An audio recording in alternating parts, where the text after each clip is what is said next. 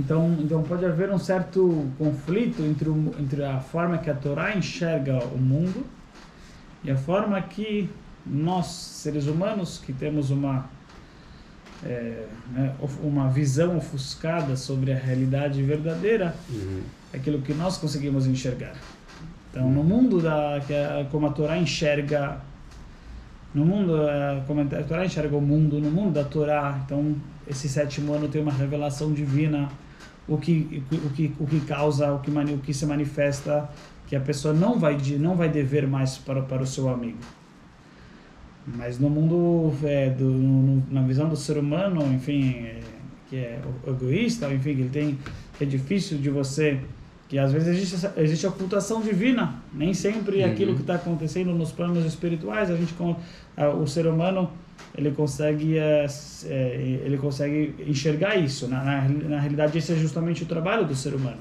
O trabalho do ser humano é conseguir se elevar para conseguir ter essa visão, para conseguir enxergar essa realidade que a Torá está nos dizendo, que a Torá está prescrevendo. Isso na verdade faz parte do trabalho do Adam, do homem, do ser humano, de conseguir, enfim, fazer uma certa elevação. Mas se a pessoa não fizer essa elevação, então ela vai enxergar as coisas de uma maneira mundana, vai enxergar as coisas de uma maneira humana. Então vai ficar difícil para ele o fato que a dívida vai ser apagada, que a dívida vai ser anulada. Anulou a minha dívida? Como assim? Quer dizer, o cara está me devendo. Será que você vai aceitar o cara não te pagar? Você vai aceitar perder aquele dinheiro? Em outras palavras, é porque na verdade, se a pessoa está com a crença em Hashem e tudo mais, então, perfeito, não tem problema. Se ela conseguiu se levar e fez esse trabalho de ter essa visão mais aguçada, então, de ter essa percepção divina sobre as coisas, que Hashem que prove. Por isso tem essa lei que se manifesta na prática, que o cara não está te devendo mais 500 mil reais. Então, perfeito, não tem problema. Você está convicto que Hashem é o que prova. E por isso, então, você vai enxergar as coisas de uma outra maneira. Também vai estar tudo certo. Mas se você não tem essa visão, se você não enxerga dessa maneira, então vai ser difícil. A pessoa vai acabar...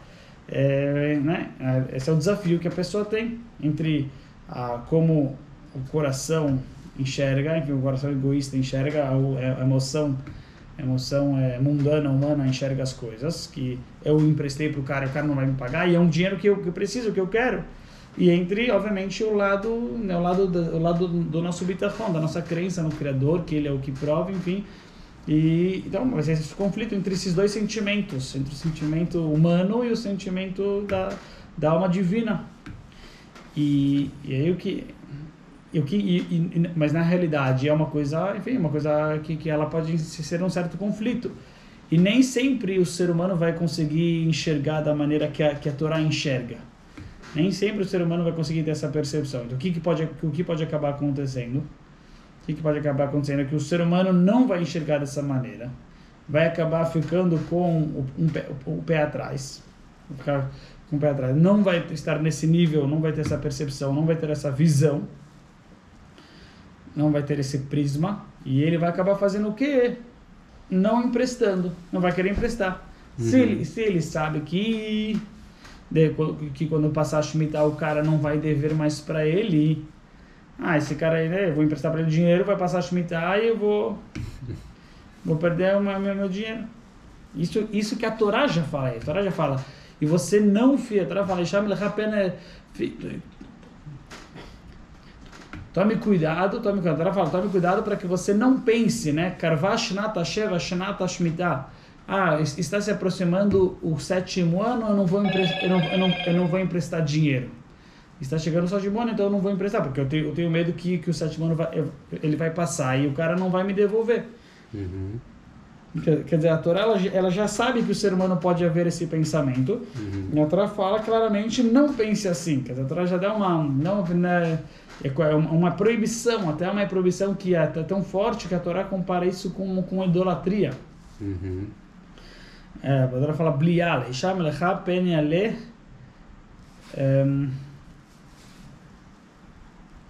pen yedavar im levavcha blial. Talvez terá alguma coisa no seu coração blial. A palavra blial ela tem a ver com idolatria. E você vai dizer que está se aproximando do sétimo ano, e você então vai ficar, seu olho vai ficar mal, quer dizer, você vai ficar com o olho um pouco, será que sim, será que não, será que me empresta? Você não vai querer emprestar para o teu irmão pobre. E a Torá fala, tome cuidado com ele para que sim você empreste. A Torá já tem essa, já percebe que o ser humano pode ter essa visão, e a Torá fala para a gente já na realidade que isso aqui é interessante, que a Torá fala para tomar cuidado. Mas mesmo, então, quer dizer, por um lado a Torá está falando, frisando que você tem que se comportar da maneira elevada. Né? Não fique com o pé atrás, não fique com esse medo de não emprestar para o teu irmão, necessitado, empreste para ele. Mesmo que está se aproximando do sétimo ano.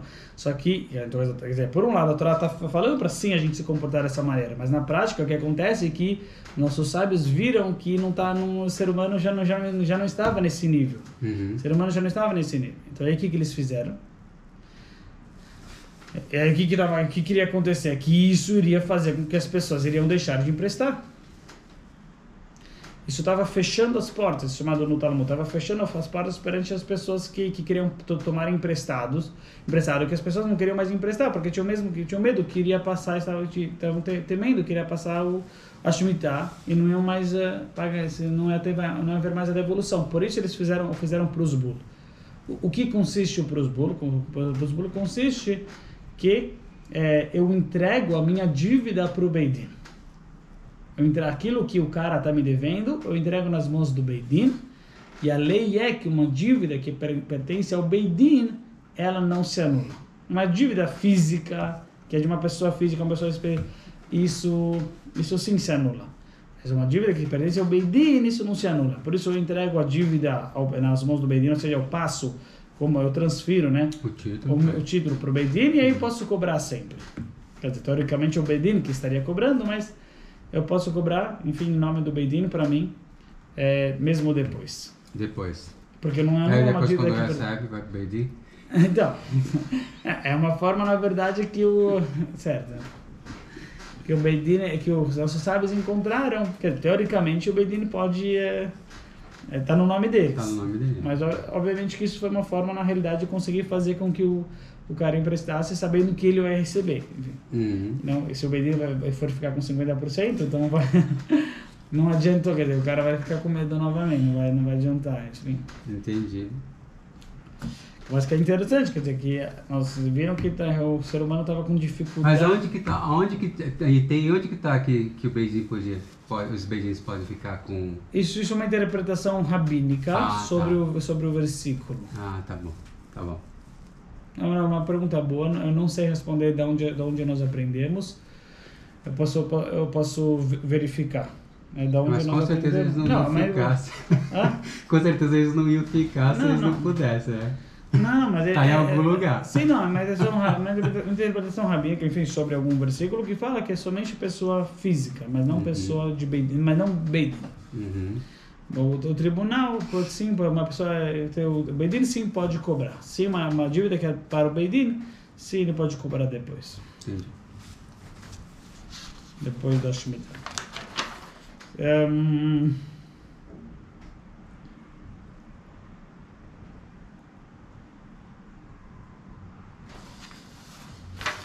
Fala, Gemara, mas aí a Gemara ela vem com aquilo que você falou, com aquilo que você argumentou. Amare Veuda, Amar Shmuel, Amalvet Chavero, Leser Shanim, Shvit, Meshamateto.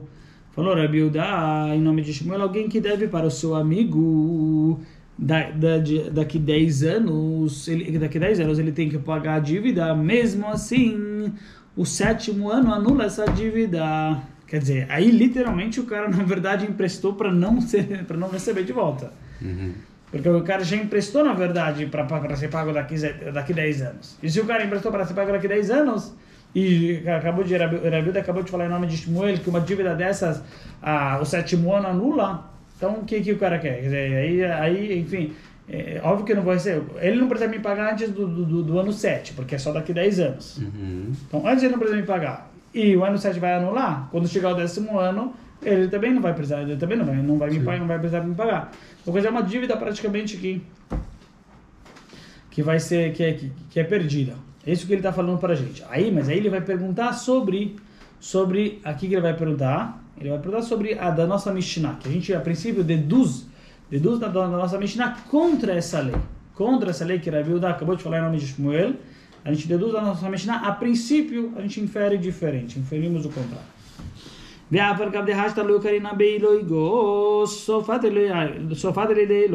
Aí ele só explica qual seria o motivo para eu pensar que o 7º ano não iria anular. Porque o 7º ano talvez não iria anular, já que ainda não começou a cobrança. A Torá fala você não pode cobrar. Eu não estou cobrando o 7º, ou seja, uma dívida que ela é cobrada, que ela já pode ser cobrada, a partir do 7º ano eu não posso mais cobrar ela. Mas uma dívida que eu nunca pude cobrar, então, teoricamente, o 7º ano não anula essa dívida. Não anula essa dívida, porque ela nunca teve cobrança. Isso, ensinamento de Rabi Yehuda na Shmuel, que mesmo que tenha esse argumento, na prática, já que ela vai ser cobrada, ela já é chamada de cobrança. Por mais que você não pode cobrar ainda, já é chamada de cobrança e já recai sobre ela a lei de Shvit, que anula. Tudo bem. Aí ele veio falar pra gente, só que qual vai ser o problema aqui? Porque no caso da nossa Mishnah, o que os Edim estavam querendo? Os Edim estavam falando que ele vai ter que pagar daqui 10 anos. E Soba, falando Soba, não, ele fala, ao contrário, os estão falando daqui 30 dias, e ele está falando daqui 10 anos. Uhum.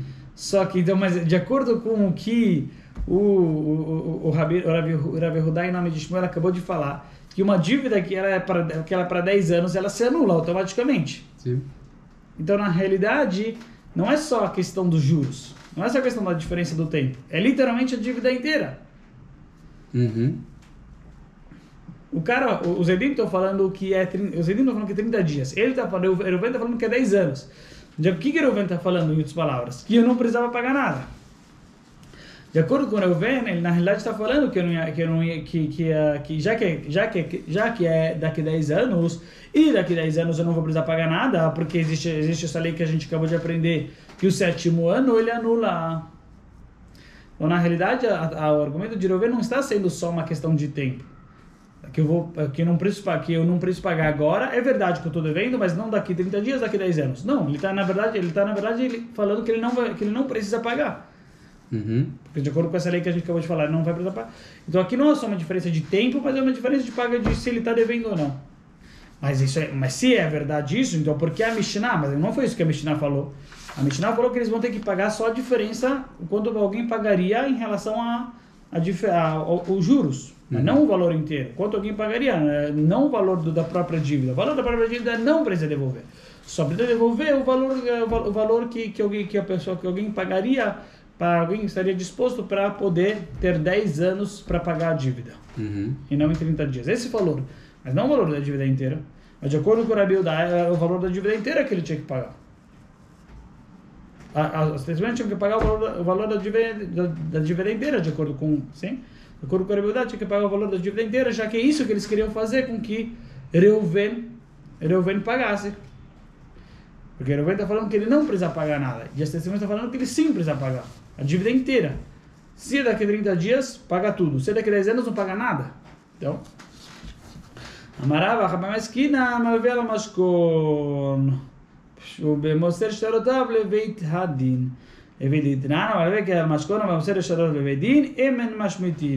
Aqui justamente a Gemara responde que se trata de uma situação que o cara entregou, que realmente é uma boa pergunta.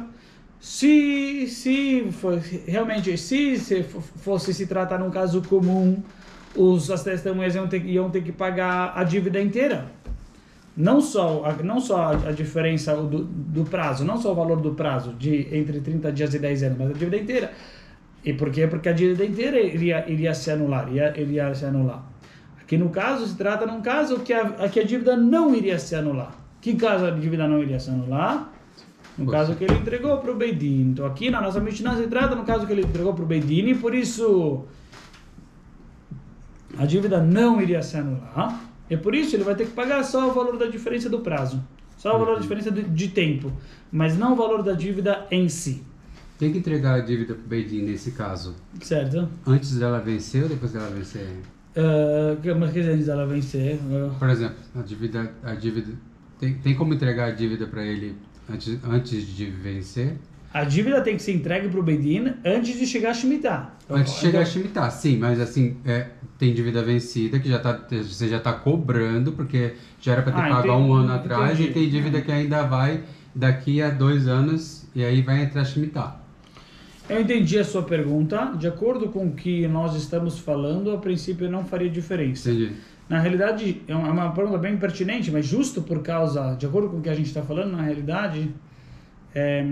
A minha maior dúvida pode entregar a dívida vencida para o Beidin? Isso certeza que pode. Então a pergunta é se pode entregar uma dívida que não é vencida. Uma dívida que ela é vencida é sobre... na verdade, não, tudo bem. Uma dívida que ela é vencida é sobre isso que você precisa fazer para os burros. Porque ela já foi vencida, então aí certeza que o 7º ano vai anular. Então aí sim precisa dar para o Beidin. A pergunta talvez seria uma dívida que ainda não venceu, então já que ela ainda não venceu, ainda ela não é considerada dívida.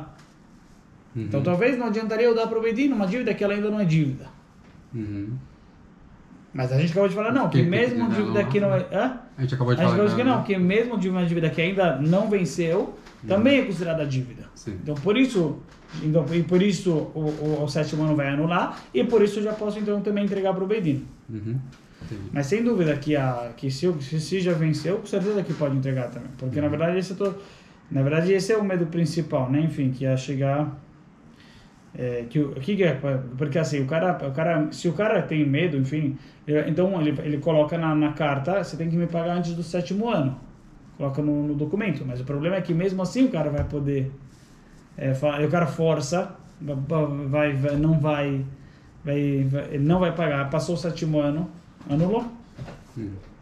Então, na verdade, o Prosbul foi feito também de uma certa maneira para justamente enfim, para proteger um pouco assim, aquilo que o direito, enfim, aquilo que havia sido o contrato que havia sido feito, porque a pessoa não possa empurrar a dívida e causando assim a anulação dela, causando assim a anulação da dívida. Sim. Então, mas qual o caso? Então, existem 2 casos. Ou Moser Sharotav Leveitadin,